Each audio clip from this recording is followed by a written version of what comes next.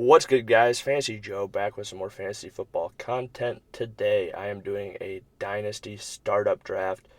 Going to be doing it from random draft position. We will figure out in a moment.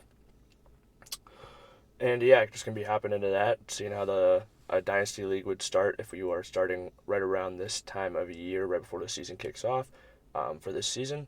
And if you guys haven't yet, make sure you subscribe to Fantasy Joe. A ton of great content on there. My draft results, breaking down the latest fantasy news, Sonny Michel trade, James Robinson's fantasy outlook after the Travis Etienne injury. And I also have league winners, my wide receiver league winners, my quarterback league winners, running back league winners, as well as tons of fantasy profiles on different players. There's over 40 of those out, I believe, now. My first round rankings can really help you out if you want to make sure you don't screw up that first round. All that good stuff. Make sure you subscribe to Fantasy Joe. But yeah, let's talk about all these guys and like, comment, all that good stuff. If you guys comment, I will respond as always. Let's randomize our draft position though, and let's hop into this draft. Okay, 109. Let's do it.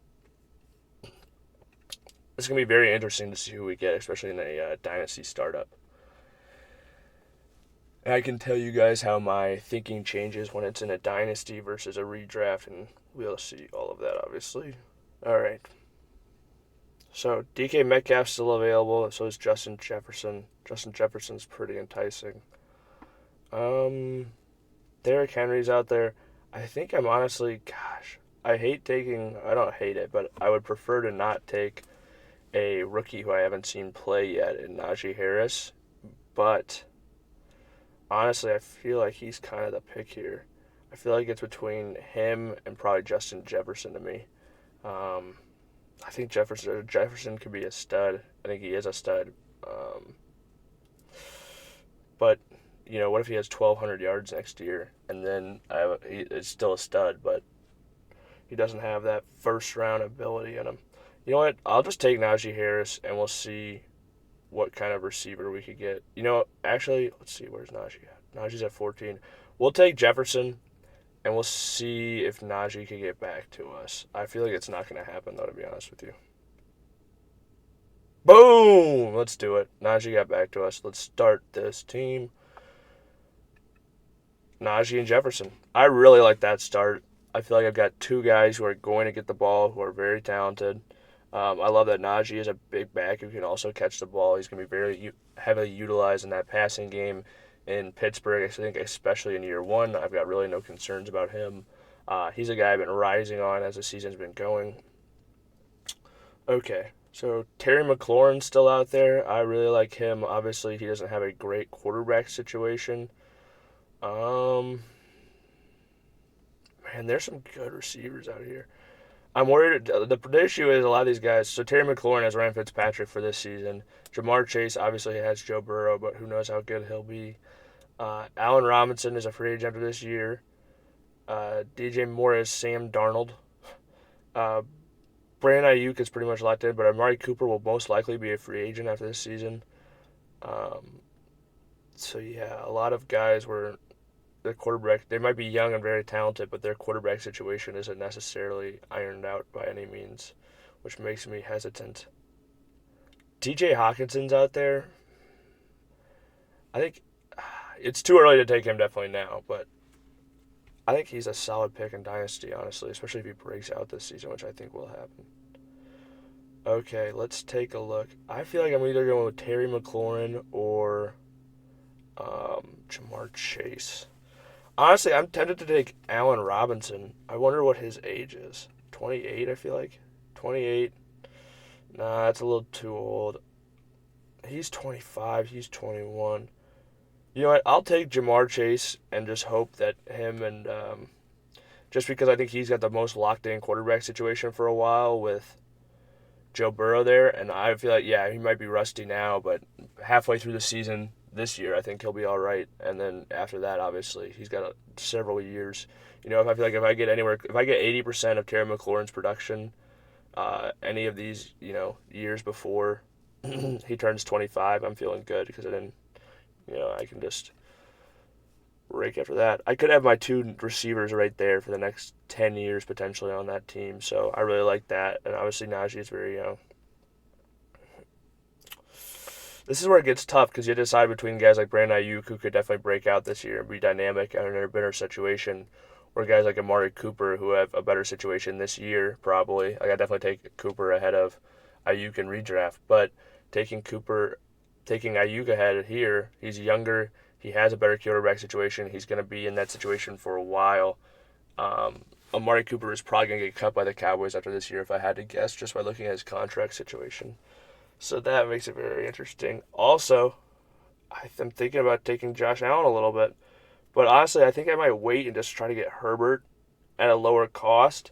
I think Josh Allen's definitely better, but I think I might be able to get him for a lot less than it would cost me otherwise. Looking at the backs that are available, Trey Sermon's out there. That's very interesting to me. James Robinson.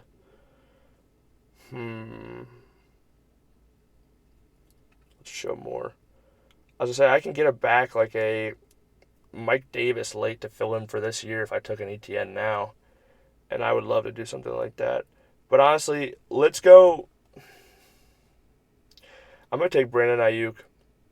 Bank on. Michael Thomas is very tempting too. I didn't realize he was still out there. You know what though? I'll take Brandon Ayuk. I'm going to bet on his breakout this year. He's one of my wide receiver league winners. I love him as a player. I think he's insanely talented. I also think he graded out extremely well as a rookie last year and had a bunch of explosive games in the top 12. I'll put that in my flex. Another young receiver. This is the biggest thing for me, I think, when you talk about dynasty versus redraft. Redraft, I'm stacking running backs early because I'm not going to be able to find them later in my draft that are going to give me that same upside.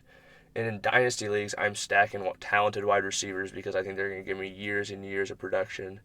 And compared to running backs, running backs are just constantly falling off the cliff, basically. Like, if you look at Todd Gurley a few years ago, like, this is a perfect example. We'll just look it up really quick. Todd Gurley's stats.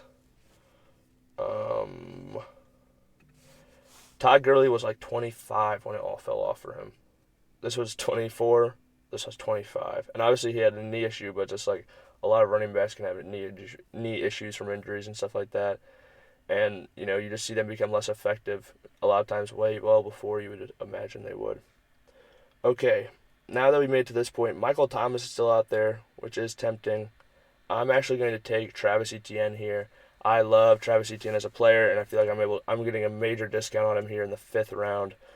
Sure, he's not going to play this year, but I can, like I said, I can find another running back for this season that'll be able to play. I'll be able to do just fine for my team. Okay, I'm going to snag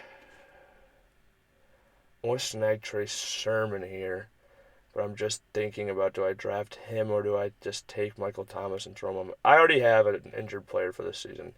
I'll take Trey Sermon and have my actual RB2 for this season locked in there. Okay. Yeah, Cam Akers is an injured back. I want no part of Achilles injury is much tougher to overcome than a Liz Frank injury, especially when they've already put him on IR, so he'll miss the entire season. With Travis Etienne, he's going to miss the whole season. I think that's, just like the Liz Frank, basically, once you have the second surgery, you're much less likely to have that injury again. And as I think I hope at least he'll just get the second surgery and just get all that stuff taken care of, miss the whole season, but just come back ready to rock and roll next year. Okay. Let's take a look at some of these receivers. I love to draft an Elijah Moore. I think he's extremely talented. You know what? We will take Elijah Moore on him here, and then we will see if we can snag. I'm hoping to get Trey Lance at quarterback, honestly, and I'm just hoping he doesn't go off the board in the next 6 picks. So we'll take Elijah Moore, throw him on our bench, and bingo. Let's take Trey Lance, stack him. I think he could just be dynamic for fantasy, especially because he's in this Kyle Shanahan-led system. I think Kyle Shanahan's going to make it easy on him read-wise. I think he's dynamic with his legs. Rushed for 1,100 yards his last year at North Dakota State, his last full season. I think he's going to start early, too, so I'm really not worried about him not starting or playing this season. I think it's going to happen fairly quickly. So I'm going to draft him, get that stack with Brandon Ayuk, which I think is dangerous. And now I do have a lot of 49ers players for this season with Trey Sermon as my RB2 currently filling in for ETN, but that is like a this year issue, and I can still find, ooh, the running back options are getting pretty weak for this year, but I can find somebody off waivers at some point or make a move to find an RB2 if I end up not liking that much San Francisco 49er on my team. I also will probably draft another quarterback late, see if I can, get someone maybe for this year in case he's not the guy. Okay, though, let's take a look at these running backs. Cam Akers still out there. Like I said, that injury, though, is just demoralizing. It's really tough to draft him, honestly. Terrace Marshall Jr. is out there. He's a guy I really like. I think we're going to go with...